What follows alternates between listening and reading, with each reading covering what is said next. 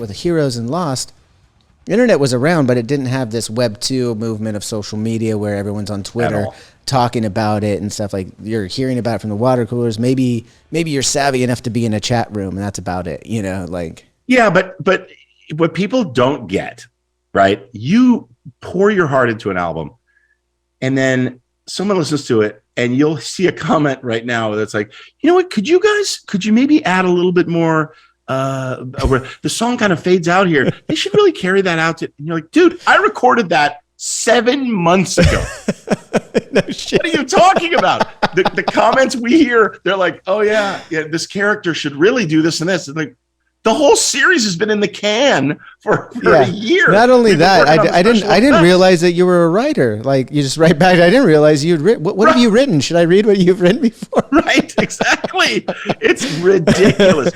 But going back, there used to be a time when showrunners, I remember JJ telling me this, where he's like, I can't, I just don't want to read the fan letters and read the emails and read all that stuff, because somebody might say something that they inadvertently are talking about something that happens 3 episodes from now. But if I respond, then it seems like I got the idea from them and I stole it. So that's why, you hear all the time, I can't accept unsolicited material. It has to go through a lawyer or an agent before it gets to you, just to protect the artist, saying this was officially submitted on this day, whatever. Today, though, with some of these longer arc series that are still working, you'll hear stuff. And the buzz, they will, and also the analytics of, like, Netflix knows whether somebody is watching an episode, turns it off after 5 minutes. You know what? If a character comes on in that store and then they turn it off, man, the producer's hearing that, the writer's hearing that and going, they don't like her so much. I mean, talk about, the minutia of it. When they test a pilot, back in the day, they used to do this. They would go into the malls across the country and take stores that are abandoned or still are for rent, and they would set up these little chairs and a theater and these things where what was it called, I forgot the rating system, but it's a knob. If you like what you're seeing, you turn it to the right. If you don't like what you're seeing, you turn to the left. If it's just okay, you just keep it in the middle. Right.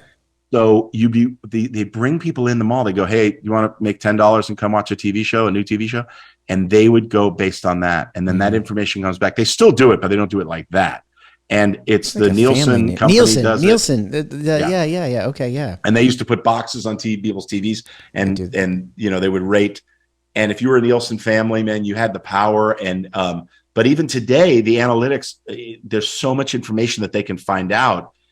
And they can adjust, is what my whole point is. Like, they might be a couple episodes ahead, but they can adjust the story. They can adjust their edit. They can go back and go, yeah, let's cut that out. People aren't responding to that. We're losing that storyline. To me, that kind of loses the art a little bit, the way you're describing it. Because I'm like, so I'm imagining it in my line of work, and I'm like, well, we don't do that. There's no way I would ever do that. Right. Even if we could, there's no way, because it would just disrupt what we're trying to create so much as the artist. Like, yes, we don't even, I could only speak for my band. We don't chase the hits. Like, if that song worked, it's not like we're going to try to recreate that song on the next album just because. It sounds to me like they're chasing the hits. These writers and producers that you're describing right now are just chasing the hits, and I don't like that. I got to say, man, I don't like that. Look, there are so many elements that you, as an artist, don't realize through osmosis. That's and that it can't help it. You hear something, you think you don't think about it, whatever. Then when you're in the studio, you're like, oh yeah, this would be great. You don't know where it came from, but you picked it up, through. You're right. That's kind of what we train ourselves to do, right? As artists, is to take in the inspiration and just be ready for it. I mean, that's literally the whole gig of being inspired. Yeah, but it shouldn't be. People don't like this bass line. No, of course. I'm not going to play that. Can't do that.